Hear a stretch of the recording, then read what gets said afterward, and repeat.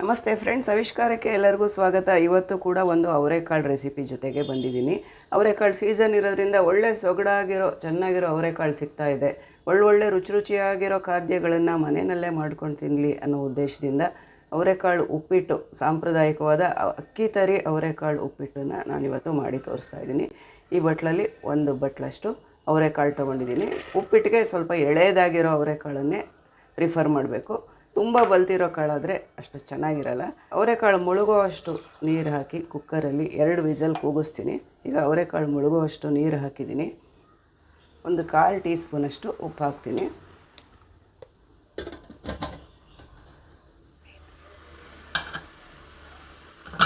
ಎರಡು ವಿಸಲ್ ಕೂಗಿಸ್ತೀನಿ.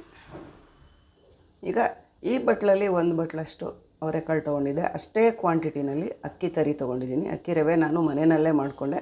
ಅಂಗಡಿನಲ್ಲೂ ಸಿಗುತ್ತೆ. ಮನೆಯಲ್ಲಿ ಮಾಡ್ಕೊಳ್ಳೋದು ತುಂಬ ಸುಲಭವಾಗಿ ಮಾಡ್ಬೋದು ಅಂತ ಹಿಂದೆ ನನ್ನ ಒಂದು ವಿಡಿಯೋನಲ್ಲಿ ಶೇರ್ ಮಾಡಿದ್ದೆ. ಲಿಂಕ್ನ ಡಿಸ್ಕ್ರಿಪ್ಷನ್ ಬಾಕ್ಸಲ್ಲಿ ಹಾಕಿರ್ತೀನಿ, ಅದನ್ನು ಚೆಕ್ ಮಾಡ್ಕೊಳ್ಳಿ.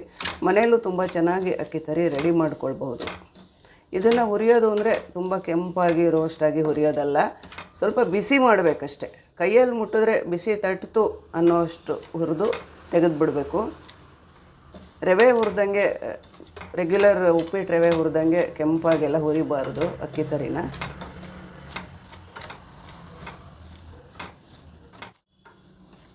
ನೋಡಿ, ರವೆ ಪರ್ಫೆಕ್ಟಾಗಿ ಮುಟ್ಟಿದ್ರೆ ನೋಡಿ ಬಿಸಿ ತಟ್ಟಿದೆ. ಸೊ ಆಯಿತು ಅಂತ ಸ್ಟವ್ ಆಫ್ ಮಾಡಿಬಿಡ್ತೀನಿ. ಇದನ್ನು ತೆಕ್ಕೊಂಬಿಡ್ತೀನಿ. ಈಗ ಅವರೆಕಾಳು ಬೇಯಿಸ್ಕೊಂಡಿದ್ದಾಯಿತು, ರವೆ ಹುರ್ಕೊಂಡಿದ್ದಾಯಿತು, ಅಕ್ಕಿ ತರಿ ಹುರ್ಕೊಂಡಿದ್ದಾಯಿತು. ಈಗ ಉಪ್ಪಿಟ್ಟು ರೆಡಿ ಮಾಡ್ಕೊಳ್ಳೋಣ. ಒಂದು ಬಾಣಲಿನಲ್ಲಿ ಎಣ್ಣೆ ಹಾಕಿದ್ದೀನಿ. ಎಣ್ಣೆ ಹೆಚ್ಚು ಕಡಿಮೆ ಅವರವರ ಚಾಯ್ಸು. ಜಾಸ್ತಿ ಎಣ್ಣೆ ಹಾಕಿದ್ರೆ ರುಚಿ ಅಂತೂ ತುಂಬ ಚೆನ್ನಾಗಿರುತ್ತೆ. ಡಯಟ್ ಕಾನ್ಷಿಯಸ್ ಇರೋರು ಸ್ವಲ್ಪ ಕಡಿಮೆ ಎಣ್ಣೆ ಹಾಕ್ಕೊಳ್ಬೋದು. ಎಣ್ಣೆ ಬಿಸಿಯಾಗಿದೆ. ಸಾಸಿವೆ ಹಾಕಿದೆ. ಸಾಸಿವೆ ಸಿಡಿತಾ ಇದೆ. ಈಗ ಉದ್ದಿನಬೇಳೆ, ಕಡಲೆಬೇಳೆ ಎರಡೂ ಮಿಕ್ಸ್ ಮಾಡಿರೋದು 1.5 ಟೀ ಸ್ಪೂನಷ್ಟು ಹಾಕಿದ್ದೀನಿ.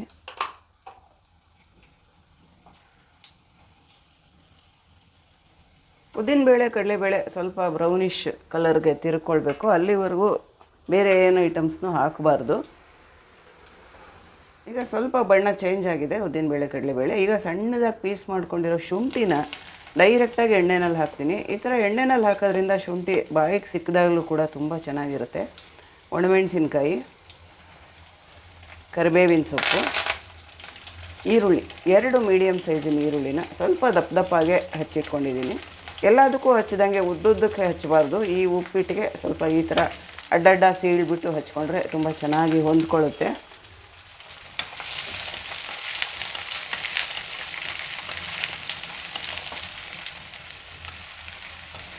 ಈರುಳ್ಳಿ ಹಾಕದೇನೂ ಅಕ್ಕಿ ತರಿ ಅವರೆಕಾಳು ಉಪ್ಪಿಟ್ಟನ್ನು ಮಾಡ್ತಾರೆ ತುಂಬ ಜನ. ಅದು ಅವರವ್ರ ಇಷ್ಟ. ಆದರೆ ನನ್ನ ಪ್ರಕಾರ ಈರುಳ್ಳಿ ಹಾಕಿದ್ರೇ ತುಂಬ ಟೇಸ್ಟಿಯಾಗಿರುತ್ತೆ. ಈರುಳ್ಳಿ ಇಲ್ಲದೇ ಇದ್ದರೆ ಅಷ್ಟೊಂದು ರುಚಿ ಬರಲ್ಲ. ವ್ರತ, ಉಪವಾಸ ಇಂಥ ಟೈಮಲ್ಲಿ ಮಾಡ್ಕೊಳ್ಳುವಾಗ ಈರುಳ್ಳಿ ಸ್ಕಿಪ್ ಮಾಡಬಹುದು. ಅರ್ಧ ಟೀ ಸ್ಪೂನ್ ಜೀರಿಗೆ, ಅರ್ಧ ಟೀ ಸ್ಪೂನ್ ಕಾಳು ಮೆಣಸು ಎರಡನ್ನೂ ತರಿಯಾಗಿ ಕುಟ್ಟಿಟ್ಕೊಂಡಿದ್ದೀನಿ. ಅವರೆಕಾಳು ಉಪ್ಪಿಟ್ಟಿಗೆ ಇದು ಮಸ್ಟ್, ತುಂಬ ಟೇಸ್ಟ್ ಕೊಡುತ್ತೆ. ಜಾಸ್ತಿನೂ ಹಾಕಬಾರ್ದು. ಸ್ವಲ್ಪ ಹಾಕಿದ್ರೆ ತುಂಬ ಒಳ್ಳೆ ಫ್ಲೇವರು, ರುಚಿ ಎಲ್ಲ ಹೆಚ್ಚಾಗುತ್ತೆ. ಮತ್ತು ಅವರೆಕಾಳು ಡೈಜೆಷನ್ಗೆ ಸ್ವಲ್ಪ ಪ್ರಾಬ್ಲಮ್, ಹೆವಿ ಇರುತ್ತಲ್ಲ, ಅದಕ್ಕೂ ಇದು ಹೆಲ್ಪ್ ಆಗುತ್ತೆ. ಕಾಳು ಮೆಣಸು, ಜೀರಿಗೆ ಹಾಕೋದ್ರಿಂದ ಡೈಜೆಷನ್ಗೂ ಹೆಲ್ಪ್ ಆಗುತ್ತೆ. ಶುಂಠಿ ಬೇರೆ ಹಾಕಿರ್ತೀವಿ. ಇದೆಲ್ಲ ಸೇರಿ ಇದೊಂದು ಹೆಲ್ತಿ ಬ್ರೇಕ್ಫಾಸ್ಟ್ ರೆಸಿಪಿ ಅಂತಲೂ ಹೇಳ್ಬೋದು. ಅವರೆಕಾಳಲ್ಲಿ ಹೆಚ್ಚಿನ ಅಂಶ ಫೈಬರು, ಪ್ರೋಟೀನ್ ಎಲ್ಲ ತುಂಬ ಜಾಸ್ತಿ ಇದೆ. ಈರುಳ್ಳಿ ಸಾಕಷ್ಟು ಫ್ರೈ ಆಗಿದೆ. ಈಗ ನಾನು ಬೇಯಿಸಿಟ್ಕೊಂಡಿರೋ ಅವರೆಕಾಳನ್ನು ಇದರಲ್ಲಿ ಸೇರಿಸ್ತಾ ಇದ್ದೀನಿ. ನೀರೆಲ್ಲ ಸೋರಿಸಿ ಇಟ್ಕೊಂಡಿದ್ದೆ.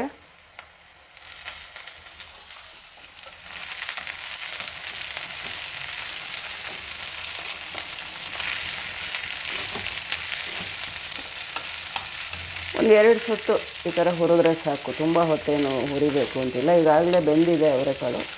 ಒಗ್ಗರಣೆ ಜೊತೆ ಬ್ಲೆಂಡ್ ಆಗೋದಕ್ಕೆ ಎಷ್ಟು ಬೇಕೋ ಅಷ್ಟು ಹುರಿದ್ರೆ ಸಾಕು. ಈಗ ನೀರು ಹಾಕ್ತಾಯಿದ್ದೀನಿ. ಒಂದಕ್ಕೆ 2.5, ಒಂದು ರವೆಗೆ 2.5 ಕಪ್ ನೀರು. ಇದು ಅವರೆಕಾಳು ಬೇಯಿಸಿರೋ ನೀರು. ಇದನ್ನು ವೇಸ್ಟ್ ಮಾಡೋ ಅವಶ್ಯಕತೆ ಇಲ್ಲ. ಇದನ್ನು ಹಾಕ್ತಾಯಿದ್ದೀನಿ. 1, 2, 2.5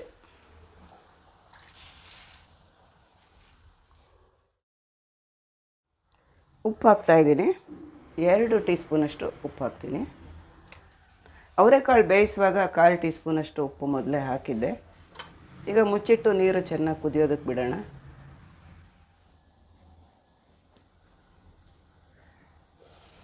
ನೀರು ಚೆನ್ನಾಗಿ ಕುದೀತಾ ಇದೆ. ಈಗ ಹುರಿದಿಟ್ಕೊಂಡಿರೋ ಅಕ್ಕಿ ರವೆನ ಹಾಕೋಣ.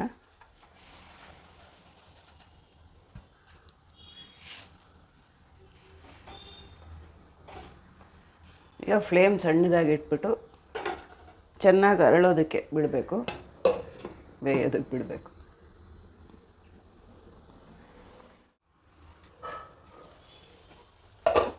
ಮಧ್ಯದಲ್ಲಿ ಸ್ವಲ್ಪ ಎಲ್ಲ ಚೆನ್ನಾಗಿ ಮಿಕ್ಸ್ ಮಾಡ್ಕೊಳ್ಳೋಣ. ಇದು ಉಪ್ಪಿಟ್ಟು ರವೆ ಅಂದರೆ ಗೋಧಿ ರವೆನಲ್ಲಿ ಮಾಡ್ತೀವಲ್ಲ ಉಪ್ಪಿಟ್ಟು, ಅದರಷ್ಟು ಬೇಗ ಬೇಯಲ್ಲ, ಸ್ವಲ್ಪ ಟೈಮ್ ತಗೊಳುತ್ತೆ ಅಕ್ಕಿ ರವೆ.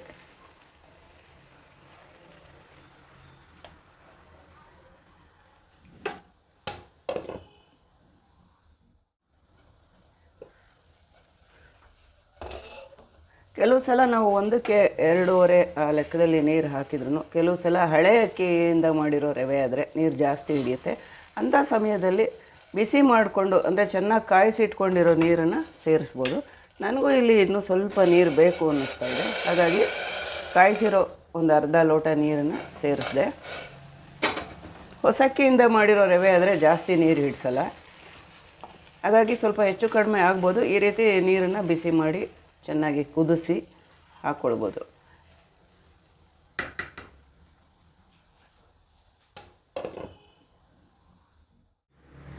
ಹತ್ತು ನಿಮಿಷ ಮುಚ್ಚಿಟ್ಟು ಬೇಯೋದಕ್ಕೆ ಬಿಟ್ಟಿದ್ದೆ. ಕರೆಕ್ಟಾಗಿ ಬೆಂದಿದೆ ನೋಡಿ, ಎಷ್ಟು ಪರ್ಫೆಕ್ಟಾಗಿ ಅರಳಿದೆ. ಇನ್ನು ಒಂದು 2 ಐಟಮ್ ಹಾಕೋದು ಬಾಕಿ ಇದೆ. ಸ್ಟವ್ ಆಫ್ ಮಾಡಿಬಿಡ್ತಾ ಇದ್ದೀನಿ. ಈಗ ಕೊತ್ತಂಬರಿ ಸೊಪ್ಪು ಎಲ್ಲ ಇದಕ್ಕೆ ಸ್ವಲ್ಪ ಜಾಸ್ತಿ ಹಾಕಿದ್ರೆ ಚೆನ್ನಾಗಿರುತ್ತೆ. ಕಾಯಿ ತುರಿ, ಸ್ಟವ್ ಆಫ್ ಮಾಡಿದ್ಮೇಲೆ ಕಾಯಿ ತುರಿ, ಕೊತ್ತಂಬರಿ ಸೊಪ್ಪು ಮತ್ತು ನಿಂಬೆ ರಸ ಹಿಂಡಬೇಕು. ಇದನ್ನೆಲ್ಲ ಸ್ಟವ್ ಆಫ್ ಮಾಡಿದ್ಮೇಲೆ ಹಾಕಿದ್ರೆ ತುಂಬ ಚೆನ್ನಾಗಿರುತ್ತೆ. ನಿಂಬೆ ರಸ ಹಿಂಡ್ತಾ ಇದ್ದೀನಿ. ಇದಕ್ಕೆ ಟೊಮೆಟೊ ಹಾಕಲ್ಲ, ಅವರೆಕಾಳು ಉಪ್ಪಿಟ್ಟಿಗೆ ಟೊಮೆಟೊ ಅಷ್ಟು ಮ್ಯಾಚ್ ಆಗಲ್ಲ.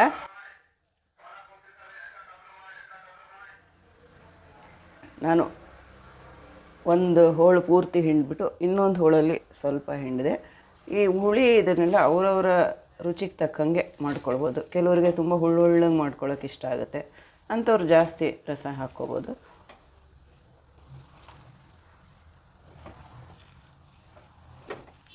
ಖಂಡಿತ ಒಂದು ಸಲ ಟ್ರೈ ಮಾಡಿ. ಅಕ್ಕಿ ತರಿ ಅವರೆಕಾಳು ಉಪ್ಪಿಟ್ಟು ತುಂಬ ಟೇಸ್ಟಿಯಾಗಿರುತ್ತೆ. ತುಂಬ ಹಳೆಯ ಕಾಲದ ಸಾಂಪ್ರದಾಯಿಕವಾದ ಒಂದು ಬ್ರೇಕ್ಫಾಸ್ಟ್ ರೆಸಿಪಿ. ಹೇಗೆ ಅನ್ನಿಸ್ತು ಅಂತ ಕಾಮೆಂಟ್ ಮಾಡಿ ತಿಳಿಸೋದನ್ನು ಮರಿಬೇಡಿ. ಹಾಗೆಯೇ ಚಾನಲ್ನ ಸಬ್ಸ್ಕ್ರೈಬ್ ಮಾಡದೆ ನೀವೇನಾದರೂ ನೋಡ್ತಾ ಇದ್ದರೆ ದಯವಿಟ್ಟು ಸಬ್ಸ್ಕ್ರೈಬ್ ಮಾಡ್ಕೊಂಡು ನೋಡಿ. ಒಂದು ಲೈಕ್ ಕೊಡೋದನ್ನು ಖಂಡಿತ ಮರಿಬೇಡಿ. Thank you.